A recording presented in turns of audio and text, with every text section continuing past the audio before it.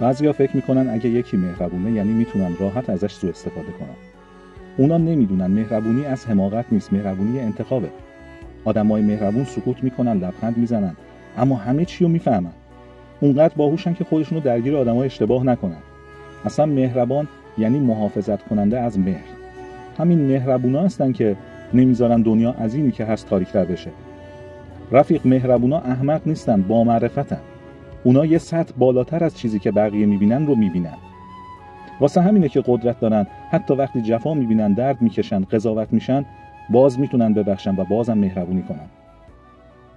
خلاصه این که مهربونی ضعف نیست، یه جور قدرت آرومه که هر کسی از پسش بر نمیاد. هر جا مهربون دیدی قدرشو بدون. بهش بگو که دنیا بهش نیاز داره. شاید خودت هم فهمیده باشی گاهی مهربونا از مهربونی کردن خسته میشن به خاطر تجربه‌های تلخشون. تو لطفاً نذار خسته بشن.